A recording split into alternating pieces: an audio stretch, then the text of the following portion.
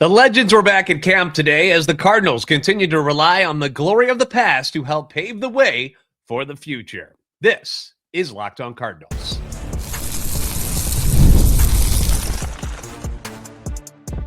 You are Locked On Cardinals, your daily St. Louis Cardinals podcast, part of the Locked On Podcast Network, your team every day.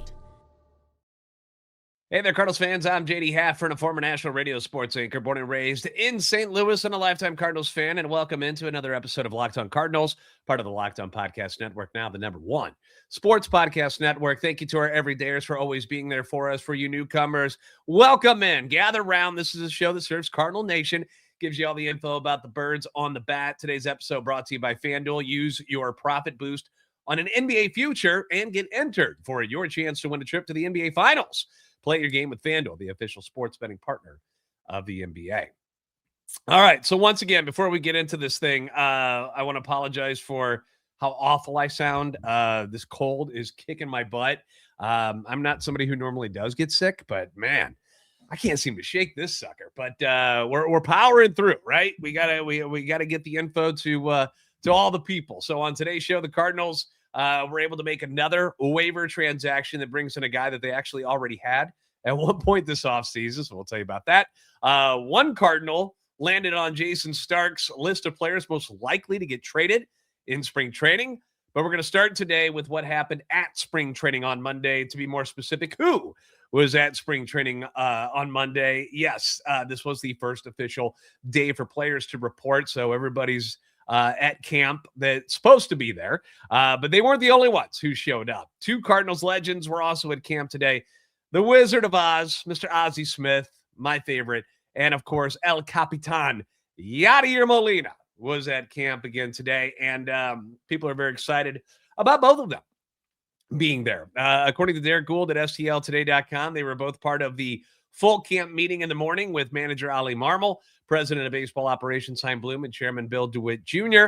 Marmol pointed out Molina, Smith, and coach Jason Isringhausen specifically during his comments today when he had some time with the media. Smith will spend his customary week with the team and get some specific time with infielders such as Masyn Winn. Gould also says that this is the first of two visits that are planned by Molina. He'll be with the Cardinals until leaving in a week because, as we know, he's going to be a part of the World Baseball Classic, getting prepared to manage Team Puerto Rico in the WBC. When the international tournament is over, Molina will return to the Cardinals camp to continue his work in a new role, which is special assistant to Chaim Bloom. And this is nothing new for Cardinals fans. You know, we've seen a lot of our legends come back year after year to help out with all sorts of things. But the Yadi stuff, you know, Yadi, it's been a bit of a fiasco the last couple of seasons. Things weren't always clear on what he was going to be doing, when he was going to be around. Some people were like, where the heck is he? He never showed up. But this year, it feels, as with most things, everything feels a lot more transparent this year. And it feels like there's an actual plan in place. And Gould says that we can count on seeing Yadi with the team for at least two regular season series and be in uniform as part of Ali's staff. He's also mentioned that he will be visiting the affiliates and work with minor leaguers. Hello, Leonardo Bernal and Raynel Rodriguez, two of the top prospects in the Cardinals organization. You're going to get some Yadi time, so good for you guys. And this is the kind of hands-on stuff that we were hoping to get from Yadi this entire time. After he retired, took his time away from Major League Baseball, and you know, a couple years ago when they mentioned that, hey, you know, Yadi's coming back, this is the kind of stuff we thought we were going to get from Yadi, right? That I don't think you're going to hear a lot of complaints from fans that he's back in the fold with the team and eager to help even more this season. It's a good thing. Now, is he going to be the future of the Cardinals at some point, the future manager of the Cardinals at some point? I don't know. Who knows? But right now, there seems to be a lot of harmony among the coaching staff and management. And, you know, that's an awesome thing to have when you're dealing with such a young group of players, right? You know, the Cardinals are a super young team. And these guys are going to be very impressionable, very aware of things that are going on around them. And when you can bring in guys that, you know, they either grew up idolizing or have heard of stories about, when it comes to like Ozzie. Some of these guys are so young, they never saw Ozzie play. But that's a big deal. That's an absolute treat for some of these guys, for, Ivan Herrera and Jimmy Crooks and Pedro Pajes and Rodriguez and Bernal and any of the catchers to get a chance to spend some time with Yadier Molina. It's got to feel awesome for JJ Wetherholt and Masyn Winn and Nolan Gorman and all these guys to spend time with Ozzie. That's got to be amazing. It's got to be amazing. So we love it, obviously. And Ali spoke to the media and talked about what an advantage it was for the Cardinals to be able to have guys like Yadi and Ozzie in camp, saying that the advantage we have over a lot of other clubs is a rich history. And then the willingness of those guys that made a name for themselves in St. Louis to come back and speak into the culture moving forward. And it's one thing Chaim and I have spent actually a lot of time this offseason on. Our hope is to have several guys that haven't been in camp in a while back in camp and start to normalize that as well. He also mentioned another name that should bring a smile to fans' faces. He brought up Adam Wainwright, saying that he will be another one that we bring back. And there's several others that haven't been around that I think can be impactful for these young guys. Gould said that World Series hero David Freese has been invited to camp. Jason Isringhausen is there. Ryan Ludwig in Jupiter. Of course, you got John Jay, Daniel Descalso. It's not like the Cardinals don't have a massive pool of former guys to pull from either, Willie McGee has been a part of this franchise forever. Jim Edmonds used to be around a lot, and I know Jimmy rubs some people the wrong way, but I enjoy. He's got knowledge, man. He's a smart dude. Chris Carpenter, Mark McGuire. Do they bring Matt Holliday back to be involved with the team again? You remember before it used to be, Bob Gibson, Lou Brock, Stan Musial, before these guys passed away. They were always around, and it's awesome that they're getting back to this and making it a priority. So I'm on board. I think it's great. There's a wealth of knowledge from these guys that, not only about how to be a great Cardinal on the field, playing the game, but also off the field, which is very important to the fans as well. Like, we want them to be good people as well. So they can be a tremendous resource for the coaching staff and the players. So I think it's fantastic that they're taking the steps to get these guys back in Jupiter with the boys. I think it's great. It's awesome. It's good to see them all back. Speaking of getting back with the team, the Cardinals made another waiver transaction on Monday to reacquire someone that they already had earlier this offseason. We'll talk about it next on Locked On Cardinals.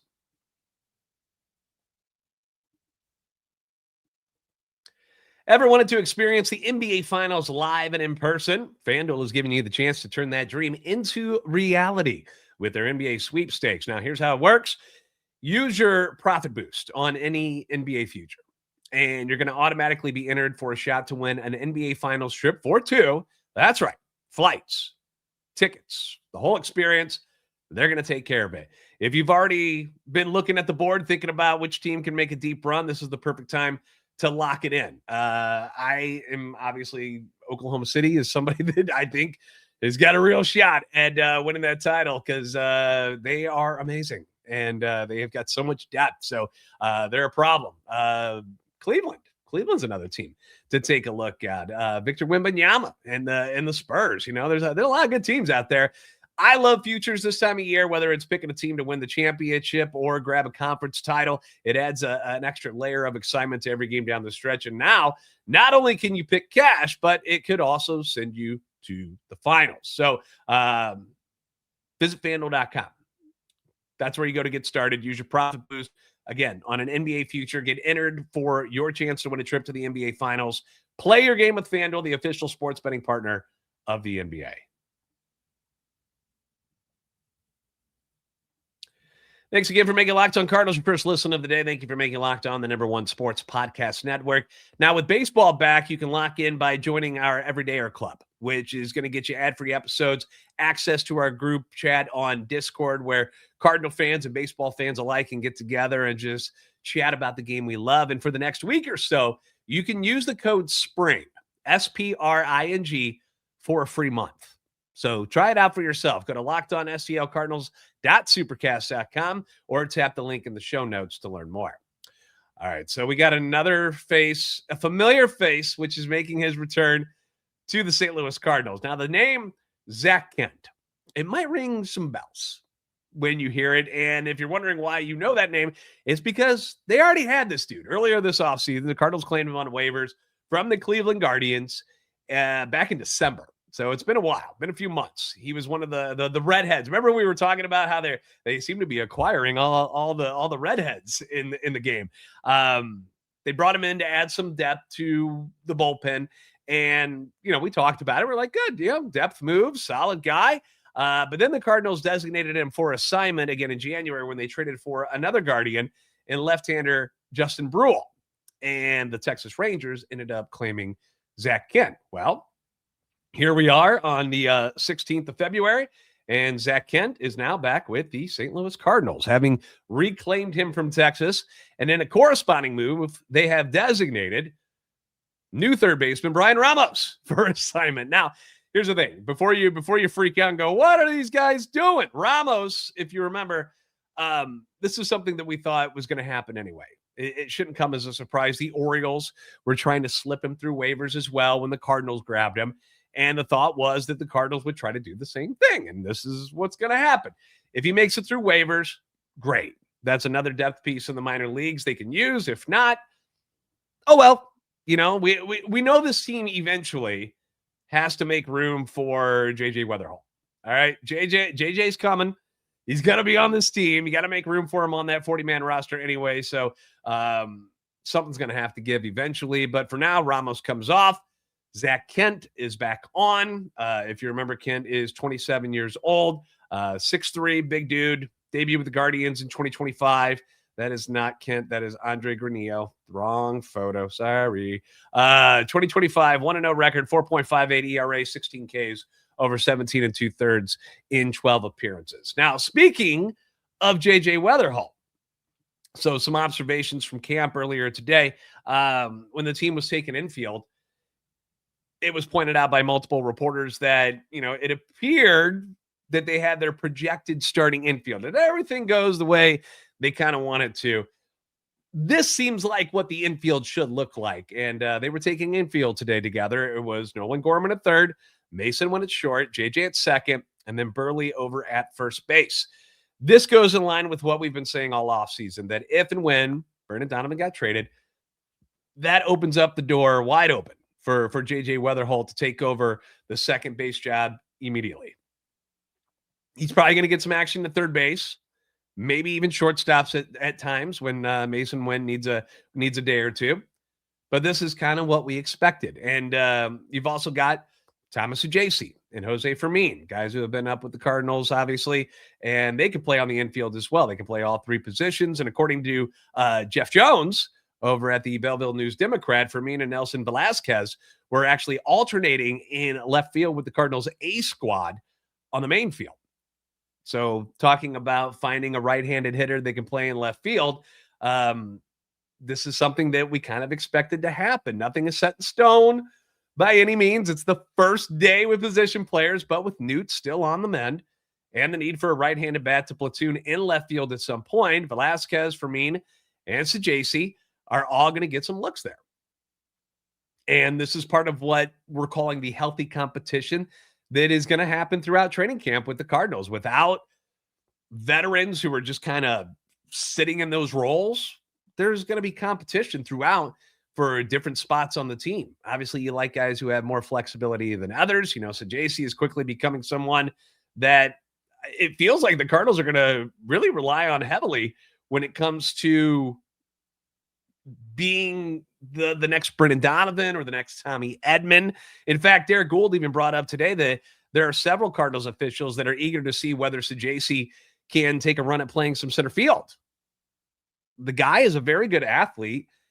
Again, why not try it? This is one of those times where, the season is not on the line.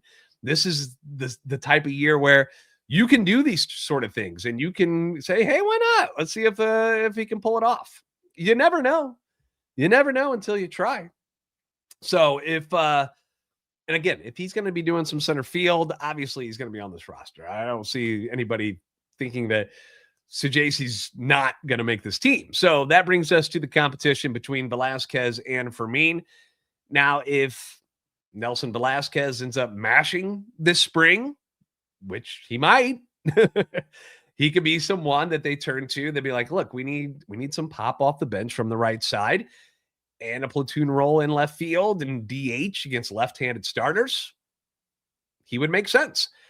Again, flexibility is always a big thing for the Cardinals. They like to be able to move guys around. Every team wants to, but not everybody's got guys who can do that.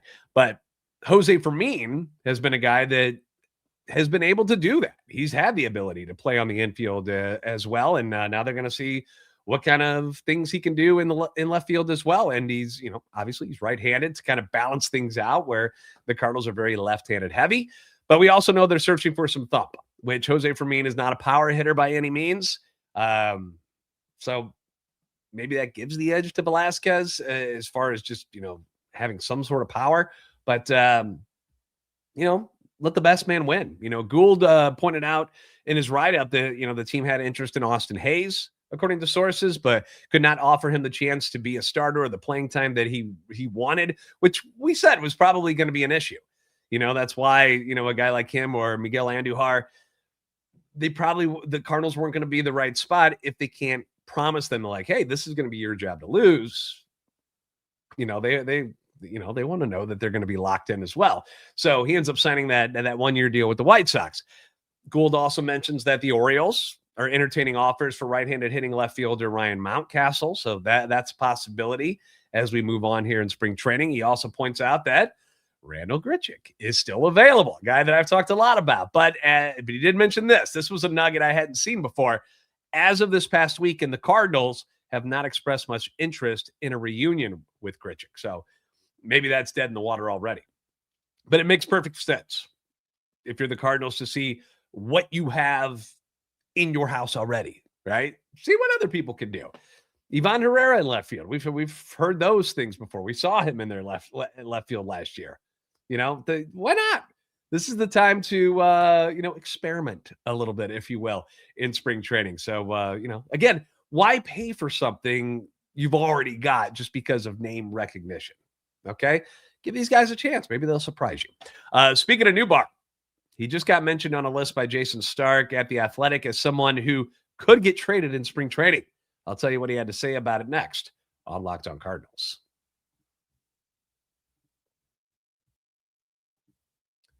Tax season doesn't need to take over your life. Don't let it. This year, TurboTax is making it easier than ever to just hand things off. Move on with your day. Enjoy your life. Don't let the taxes bring you down. With TurboTax full service, you can have your taxes done for you by a trusted local expert, start to finish, without the stress or guesswork. Instead of you spending hours trying to figure out which forms are right, make sure the decimal point where it needs to be, don't screw up or the government's coming after you. Uncle Sam wants his money. You can meet with a local TurboTax expert in person or connect online and get rid of all that stress. They'll handle everything from your W-2s to your self-employed forms, get you the deductions you deserve. You can upload your documents, go about your day, and get updates right there in the TurboTax app. It's very simple, time saver, real peace of mind knowing that you got an expert handling your affairs. So for a limited time, check it out. You can have your taxes done by a local TurboTax expert for just $150 all in. All in. If you've ever paid for taxes before, you know that's a heck of a deal. If a TurboTax expert didn't file for you last year, this deal works for you. Just make sure you file by February 28th. Take taxes off your plate. Get back to your life. Visit TurboTax.com/local to book your appointment today.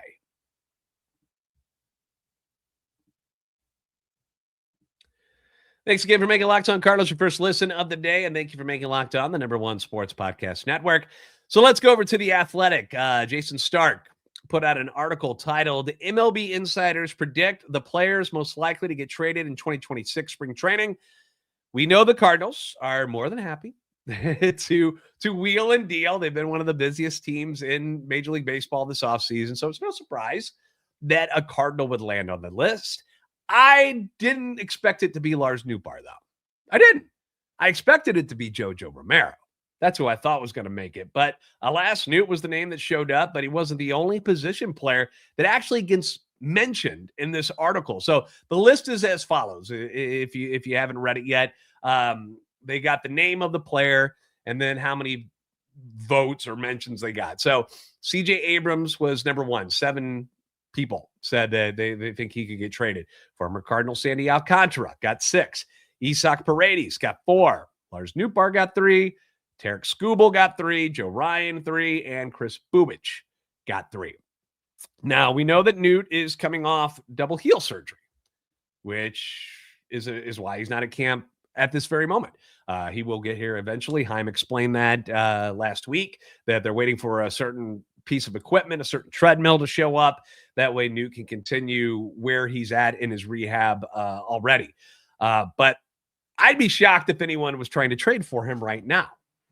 Like, wouldn't you want to see and make sure the dude's okay before you make a deal for somebody? But Stark got this quote from a rival NL exec saying, I think St. Louis is still going, and I wouldn't be surprised if Nootbaar or Alec Burleson got moved. And I was like, wait, what? Alec Burleson? What? Wait, hold up a second. Where the hell did that come from? Silver Slugger winner is set to get the full-time first base job this year, right? So for the first time in his career as a major leaguer, he's going to have a home in the everyday lineup. Like, probably going to be hitting third. Doesn't have to worry about playing the outfield all that much anymore. He's going to be your main first baseman. And he doesn't cost anything yet. So why on earth are the Cardinals willing to trade him? Well, you never don't answer the phone, right? So I don't think the Cardinals are trying to move him by any means, but I suppose anything is possible. That seems highly unlikely to me. I don't foresee Alec Burleson being somebody that is on the move. Now, if you want to call and you want to talk to Heim about an Alec Burleson, I'm sure he's willing to listen. As injuries mount in the spring for teams, perhaps someone ends up dialing up Heim and asking about JoJo or Burley or Newt. But I would imagine the cost on Burley would be very expensive. Very expensive. Certainly the most expensive of the 3 that we mentioned here, as it should be, following back-to-back solid seasons for the former second-round pick. Newt comes back, proves that he's healthy. Maybe somebody takes a flyer and says, well, you know, we've lost an outfielder or somebody depth-wise, and we could use him. He'd be somebody, we need somebody from the left-hand side. You know, maybe that happens. As of right now, though, I don't know anybody that would be chasing down a dude coming off of double heel surgery like Lars Nootbaar is. I'm surprised we haven't heard more JoJo chatter.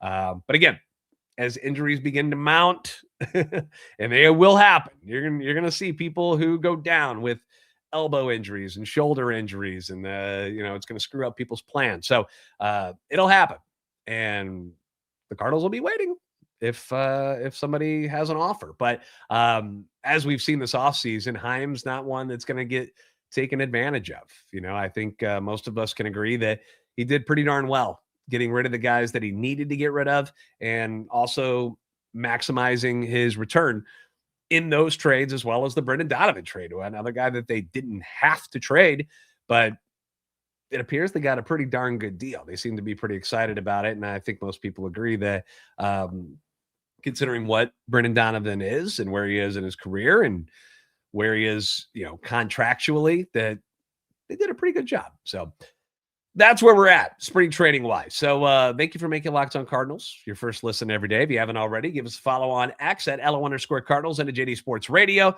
You can find us on TikTok and Instagram as well. Appreciate all the new followers, because we've been putting out a lot more shorts for you guys to check out. So it's, a quick 30-second, 1-minute burst of information. So if you haven't followed us on those social medias yet, make sure you do it. Like, subscribe on YouTube, making that push from 14,000 subscribers. We're just over 13.7 right now. So thank you to all of you. Thank you to the Everydayers. Everydayer Club is up and running. Get Locked On Cardinals ad-free, plus members-only Discord access and more at LockedOnSTLCardinals.supercast.com to join. Don't forget that word spring. Use that, get a free month. And for those of you on video, we're going to send you to the first ever 24/7 National Locked On Podcast Network YouTube channel. On audio, make sure your second listen is Locked On MLB with our guy Sully. You're the best fans in baseball for a reason. We'll see you next time on Locked On Cardinals.